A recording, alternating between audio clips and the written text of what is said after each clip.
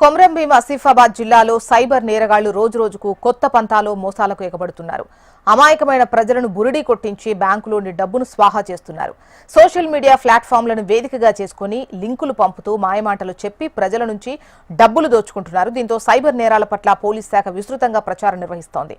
విద్యా సంస్థల్లో, bus stand, railway స్టేషన్లు, రద్దీ ప్రాంతాల్లో అవగాహన కార్యక్రమాలు చేపడుతున్నారు. సైబర్ మోసాలపై అవగాహన కల్పిస్తూ డిజిటల్ భద్రత ఎలా ఉండాలి, నిబంధనలు, అప్రమత్తత ఎలా పాటించాలి అనే అంశాలపై విద్యార్థులకు, ప్రజలకు వివరణ ఇస్తున్నారు.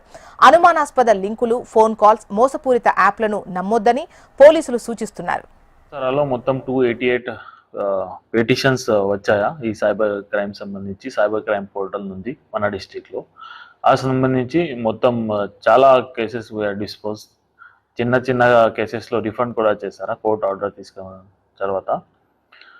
మొత్తం ఎఫ్ఐఆర్స్ ఈ సంవత్సరాల్లో 33 ఎఫ్ఐఆర్స్ నమోదయ్యాయి. ఆ 33 ఎఫ్ఐఆర్స్లో మన వేరే స్టేట్లో టీం పంపిణీ మొత్తం 6 కేసెస్లో 11 మెంబర్స్కు దొరికిని అరెస్ట్ చేశారు. మన టీమ్స్ గుజరాత్లో కూడా వెళ్ళింది, తర్వాత మహారాష్ట్ర పుణె నుండి కూడా అక్యూజ్లో తీసుకురా, తర్వాత ఎంపీ నుంచి, ఢిల్లీ నుంచి, హర్యానా నుంచి, చాలా ఆంధ్రప్రదేశ్లో కూడా వెళ్ళింది, విశాఖపట్నం దగ్గర.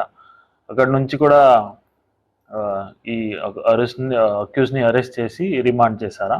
ఇదిగా మంచి పని చేస్తున్నారు.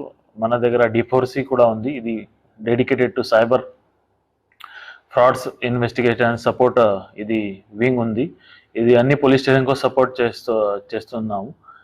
తర్వాత ఈ D4C కి గైడెన్స్ అన్ని తెలంగాణ సైబర్ సెక్యూరిటీ బ్యూరో నుంచి అక్కడ మానిటర్ చేస్తున్నారు.